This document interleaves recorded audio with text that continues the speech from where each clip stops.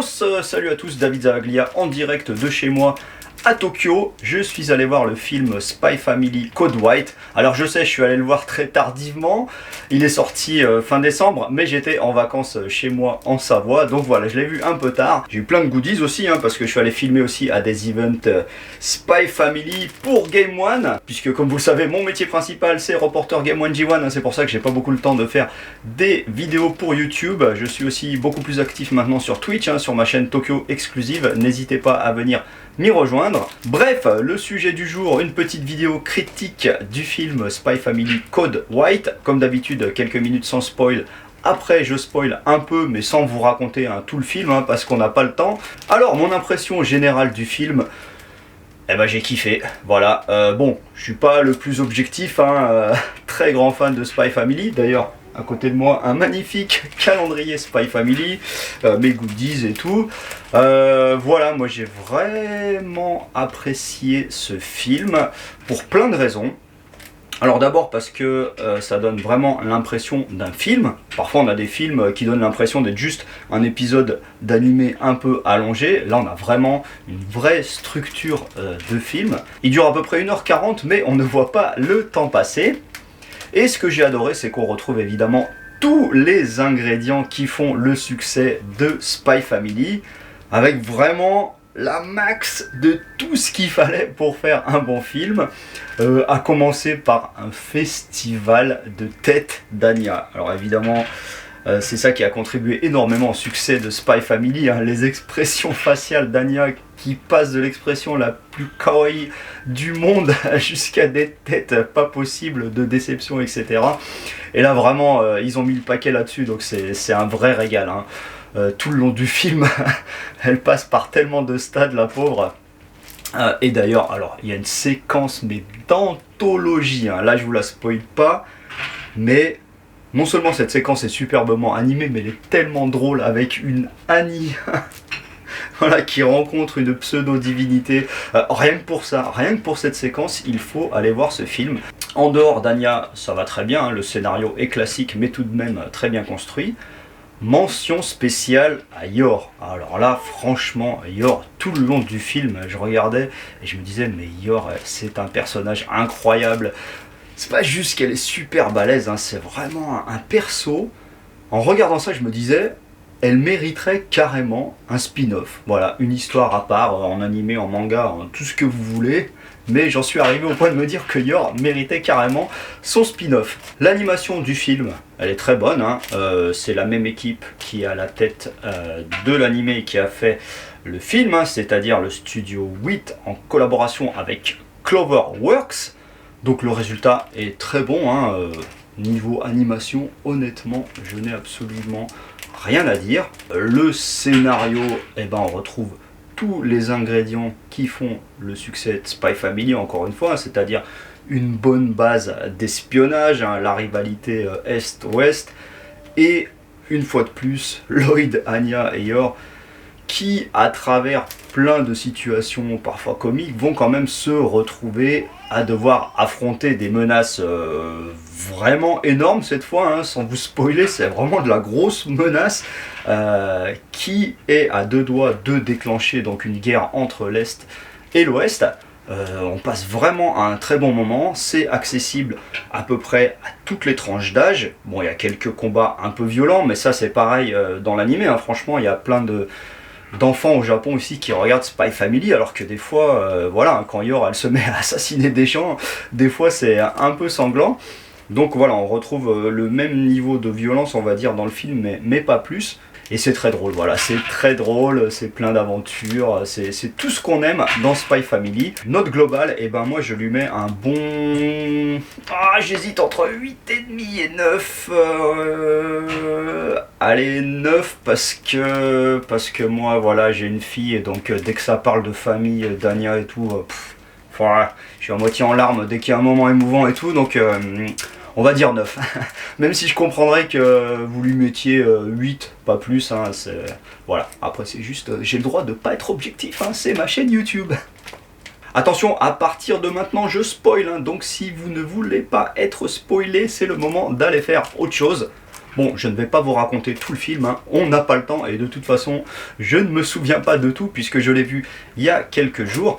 En tout cas, la base de ce film, c'est un problème très sérieux, puisque Lloyd est sur le point de se faire éjecter de l'opération Strix à cause d'un changement dans les hauts placés, les hauts gradés au-dessus de lui. Et évidemment, ça ne lui plaît pas, et donc la seule solution pour mettre en avant ses arguments serait que Anya remporte une Stella.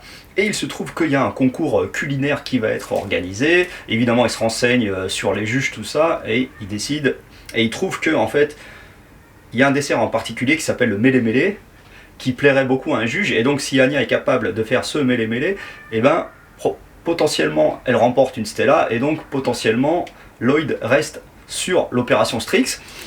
Sauf que ce dessert mele-mele, il est assez rare, et il se situe... c'est une spécialité d'une autre ville lointaine, donc ils partent tous comme ça en voyage en train jusqu'à cette ville pour aller voir le chef qui fait ce dessert. Et les ennuis commencent dans le train puisque Anya, à la recherche d'un trésor grâce à ses facultés, celle de Bond, elle va trouver un pseudo-trésor qui en fait est un chocolat. Et malencontreusement, elle va l'avaler, sauf que dans ce chocolat, vous vous doutez bien qu'il va y avoir un truc très important, en l'occurrence un microfilm. Donc elle a avalé un microfilm sans le savoir. De là, elle va se faire tomber dessus par des méchants qui vont terrasser assez facilement. Ensuite, donc ils débarquent dans cette ville, ils vont dans le restaurant. Le gros problème, c'est qu'ils commandent ce dessert mele-mele, mais au moment où ils vont le manger, il y a un méchant militaire, hein, qui va être le méchant principal du film, qui déboule, qui lui aussi est un fin gourmet. Et en fait, donc, lui aussi il veut la dernière part de mele-mele, et donc il va y avoir un concours culinaire entre Lloyd et ce général. Lloyd va exceptionnellement perdre, hein, c'est rarissime, parce que le général réussit à deviner tous les ingrédients qu'il y a. Donc, Anya, elle est dégoûtée, elle peut pas manger ce dessert. Du coup, Lloyd demande au chef s'il y a moyen d'en refaire un, il dit non, j'ai pas les ingrédients, et comme il reste sur place que le week-end, mais les ingrédients arrivent le lundi, en gros, ils vont tous partir à la chasse aux ingrédients pour trouver tous les ingrédients de ce mele-mele pour que le chef le refasse. Donc là, ils vont partir dans tous les sens, il va y avoir des séquences assez drôles. Au final, il va manquer un ingrédient en particulier, une sorte de liqueur de cerise qu'il faut absolument pour pouvoir faire le mele-mele. Mais bien sûr, entre-temps, les choses vont dégénérer, hein, puisque les méchants, à la recherche du microfilm dans le chocolat qu'a avalé Anya, vont débarquer. Anya va se faire enlever. Donc, à la tête des méchants, c'est ce fameux général gourmet, hein, qui s'appelle Strider, si je dis pas de conneries. Non, Snyder. Il est dans un espèce d'avion un peu à l'ancienne, à moitié dirigeable, à moitié avion surarmé et tout.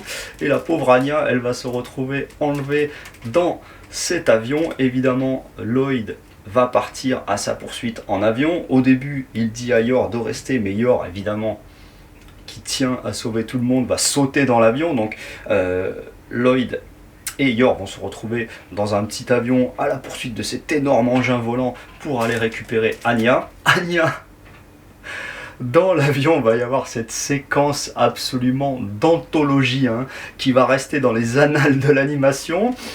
Annales avec un N, on va dire.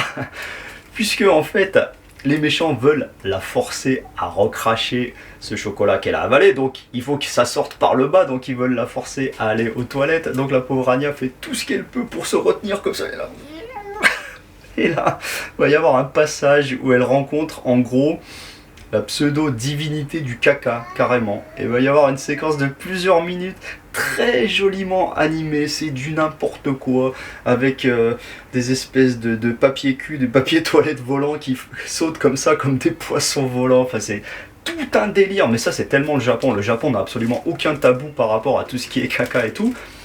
La preuve en est Harley-chan, hein. Moi, plus grand fan de Harley-chan, de Dr Slump là, du monde. Vraiment, c'est pour ça que je trouve qu'il y a plein de similarités en vrai entre Anya et Harley. Je trouve que vraiment elles sont un peu sur le même level à plein de niveaux. C'est aussi pour ça que j'aime beaucoup Anya. Bref, rien que pour cette séquence, il faut aller voir ce film. Alors, en raccourcissant, voilà, Lloyd et Yor finissent par débouler dans cet avion géant. Là, ça passe en mode grosse baston quand même, puisque d'un côté, Lloyd va affronter ce méchant général Snyder, et de l'autre côté, Yor va se retrouver face à carrément un humanoïde. Et oui, parce que ce Snyder, en fait, lui, il veut pas du tout éviter la guerre entre l'Est et l'Ouest. C'est ça d'ailleurs à quoi va servir ce microfilm. Si ce microfilm arrive à destination, c'est quasiment sûr que la guerre se déclenche entre l'Est et l'Ouest. Et Snyder, lui, c'est un militaire, hein, l'ancien, il s'en fout, il veut que la guerre se déclenche.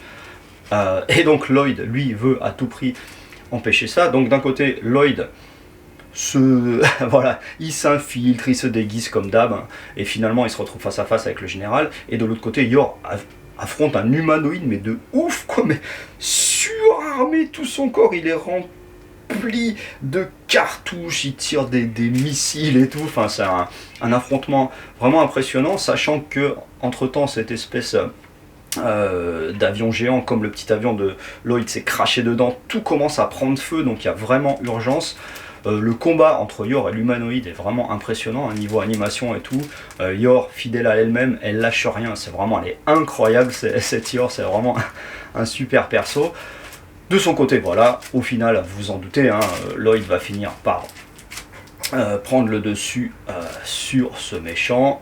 Yor, pareil, elle va finir par vaincre cet humanoïde, hein, même juste avec un couteau, et en fait, avec un rouge aux lèvres, hein, parce qu'il y a toute une histoire aussi. Là, c'est le côté plus émouvant du film, hein, que j'ai beaucoup aimé aussi, hein, où Anya a vraiment peur que sa famille disparaisse, puisqu'elle lit dans les pensées, et elle sait que Lloyd, voilà, s'il se fait éjecter de l'opération Strix, potentiellement, toute la famille va être dissoute.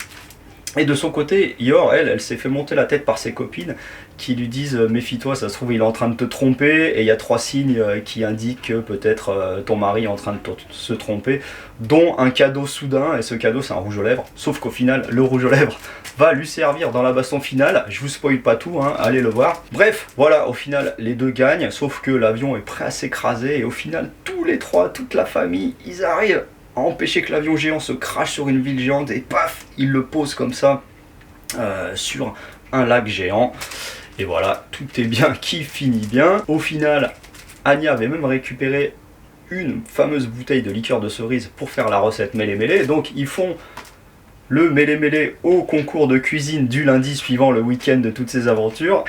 Sauf que la cuisine explose, et donc au final on ne sait pas si le mêlé-mêlé de Anya aurait pu gagner ou pas. Du coup la cuisine explose, changement de juge, donc ça repart tout à zéro. Mais c'est pas grave, parce que voilà, de toute façon le plus important c'est qu'ils soient tous en famille. Donc tout est bien qui finit bien, très bon film. Voilà, c'est un film fait pour les vacances de Noël à la base, hein. C'est pour ça qu'il est fini fin décembre. Ça se passe tout dans la neige, moi je viens de Savoie, j'adore la neige, donc tout l'environnement graphique, les montagnes, la neige, évidemment ça m'a plu. C'est un film de détente, hein, il n'y a pas besoin de striturer les méninges non plus ultra profondément. C'est juste un vrai plaisir, un vrai kiff, ce film Spy Family Code White. Donc allez le voir. Voilà, sur ce, je vous invite à rejoindre ma chaîne Twitch Tokyo Exclusive. Voilà, regardez mes reportages sur Game One et J1, c'est mon principal métier. Et surtout, abonnez-vous à la chaîne. Oh,